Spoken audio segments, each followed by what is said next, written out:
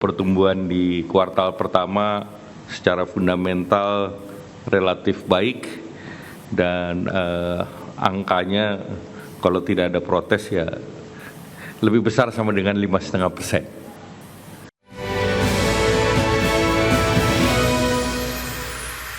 Menteri Koordinator Bidang Perekonomian Erlangga Hartarto memprediksi ekonomi Indonesia di kuartal 1 2026 tumbuh mencapai 5,5%. Ya, hal ini ditopang oleh sejumlah faktor, mulai dari konsumsi rumah tangga hingga penyaluran tunjangan hari raya atau THR.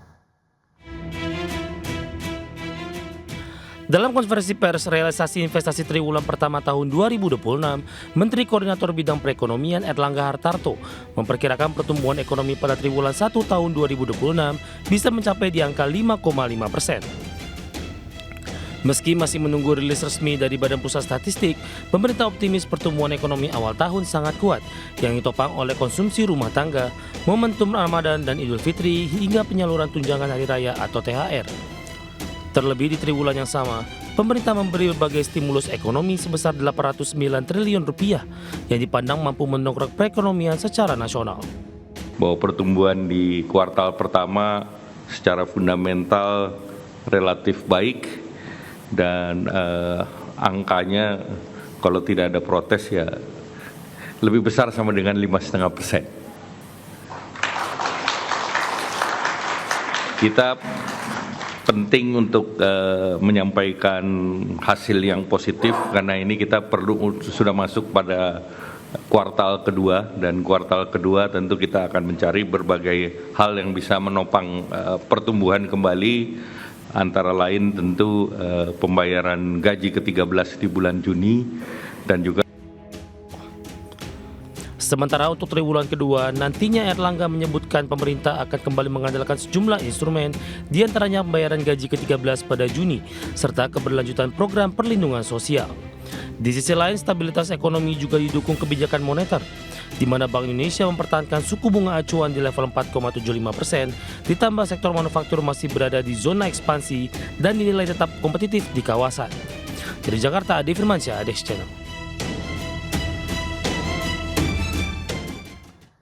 Ya, pemerintah resmi menerbitkan surat keputusan bersama atau SKB 2 Menteri untuk memangkas hambatan perizinan lahan guna mempercepat pasokan rumah subsidi bagi masyarakat berpenghasilan rendah atau MBR.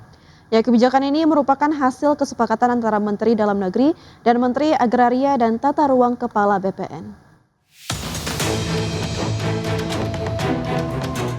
Menteri Dalam Negeri Tito Karnavian dan Menteri Agraria dan Tata Ruang Kepala BPN Nusron Wahid sepakat untuk bersama-sama menerbitkan surat keputusan bersama atau SKB percepatan pasokan rumah subsidi bagi masyarakat berpenghasilan rendah atau MBR.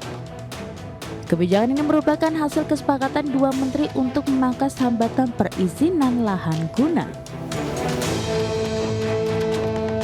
Melalui SKB tersebut, lahan yang sebelumnya terkendala secara administratif akibat kebijakan lahan sawah dilindungi atau LSD, kini dapat diproses kembali perizinannya sepanjang memenuhi aspek kelayakan lingkungan dan mendapat rekomendasi kepala daerah.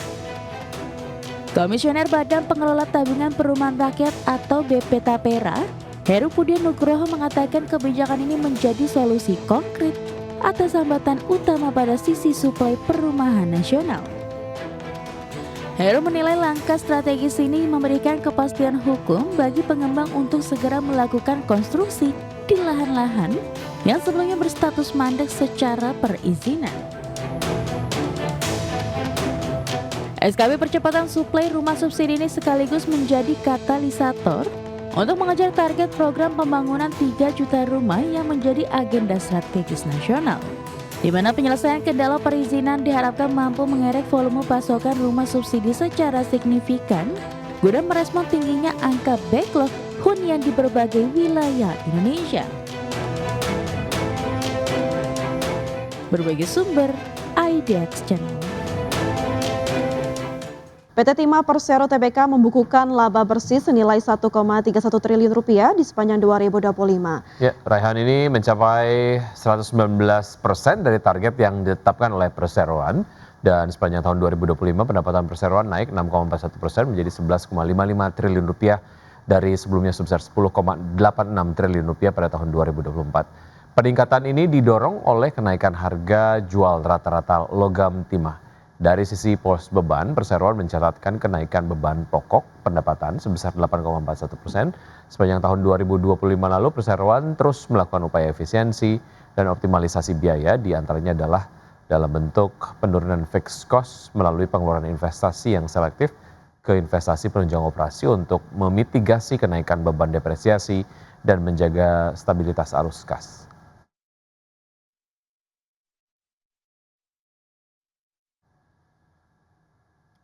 Ya, RUPS tahunan PT Media Medika Loka Hermina Tbk menyetujui pembagian dividen sebesar 207 miliar rupiah untuk tahun buku 2025. Ya, dividen ini setara dengan 48% dari laba bersih yang dibukukan perseroan di sepanjang 2025. Rapat Umum Pemegang Saham Tahunan PT Medika Loka Hermina Tbk menyetujui pembagian dividen sebesar Rp13,5 per saham atau Rp207 miliar dari laba bersih tahun buku 2025. Dividen ini setara 48% dari laba bersih yang dibukukan perseroan sepanjang 2025. Emiten rumah sakit ini membukukan pertumbuhan pendapatan 6,2% year on year menjadi Rp7,13 triliun dari Rp6,72 triliun pada 2024. Sedangkan laba bersih perseroan tercatat sebesar Rp429,55 miliar atau terkoreksi 19,85% dari laba bersih 2024 sebesar Rp535,94 miliar. Sementara itu untuk tahun 2026 perseroan menargetkan pertumbuhan pendapatan 2 digit dari realisasi 2025. Untuk kinerja bottom line, paling tidak tahun ini perseroan bisa mencatat kinerja pertumbuhan dan diupayakan bisa naik 2 digit. Sementara untuk alokasi belanja modal, perseroan memfokuskan pada kualitas pengembangan. Perseroan menyatakan tahun ini perseroan akan fokus mengutamakan pasien non-BPJS Kesehatan. Berbagai sumber IDX Channel.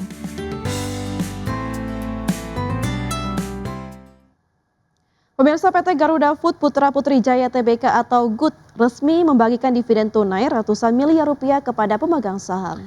Ya, keputusan ini diambil dalam rapat umum pemegang saham tahunan yang digelar Kamis 23 April 2026.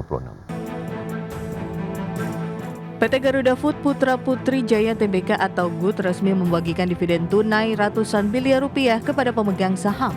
Keputusan ini diambil dalam rapat umum pemegang saham tahunan yang digelar Kamis 23 April 2026. Dalam RUPST tersebut, pemegang saham menyetujui pembagian dividen sebesar Rp9,5 per saham atau setara Rp350,33 miliar. Jumlah ini merepresentasikan sekitar 50,9% dari laba bersih tahun buku 2025 yang mencapai Rp688,65 miliar. Dividen akan dibayarkan pada 20 Mei 2026 kepada pemegang saham yang tercatat namanya per 6 Mei 2026.